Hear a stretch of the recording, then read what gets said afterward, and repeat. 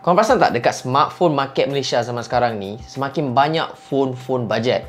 Tapi maksud aku bukan phone budget mid-range. Ini phone budget yang bawah 1K. So hari ni kita nak review Honor X6C yang dijual pada harga RM599. So jom kita review.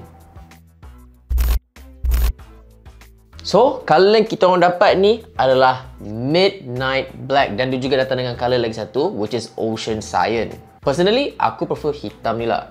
Dia punya belakang ni buat daripada plastik dan dia ada this matte finish dan aku tak tahu lah kalau korang boleh nampak ke tak. Aku cubalah demo untuk korang.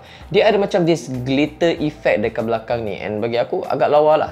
Dan dia punya sisi juga adalah plastik dengan matte finish. Dia adalah flat dan with rounded edges. And dia ada kamera dekat belakang ni. Dia besar tapi dia tak tebal. So that's good. And dia punya button placement dia dekat belakang ni volume button, power button dan di belah kiri ni dia ada satu button nama dia AI button. Nanti kita borak lebih lah pasal AI button ni. Dan speaker macam biasa. And dia juga ada audio jack. Susah nak cari phone sekarang yang ada audio jack. Bagi aku build quality dia agak solid. Dan last sekali adalah dia punya design screen. So kalau kau perasan dia punya border ni agak tebal lah, especially dia punya dagu. Dagu dia tu besar betul. Tapi nak expect apa dengan phone budget kan?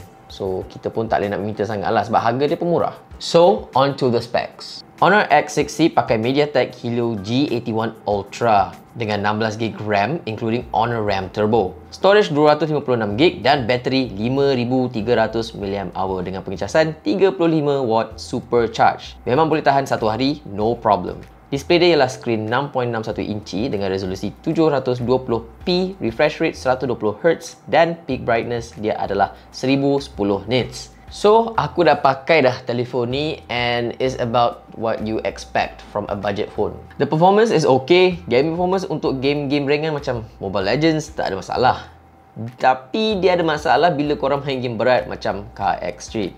Main low setting pun tak boleh go. Dah macam slideshow dah aku tengok. Tapi untuk daily usage seperti scrolling social media, tengok YouTube, 120Hz smooth je.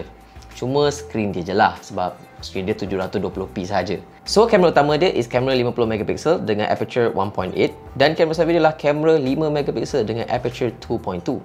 Kalau boleh korang shoot lah gambar bawah matahari atau pakai lighting sebab kalau tak ada memang akan nampak noisy. Bagi aku kamera dia okey-okey je lah. Video dia hanya boleh buat 1080p 30fps depan dan belakang. So ni pun sama. Kalau boleh duduklah bawah matahari atau pakai lighting.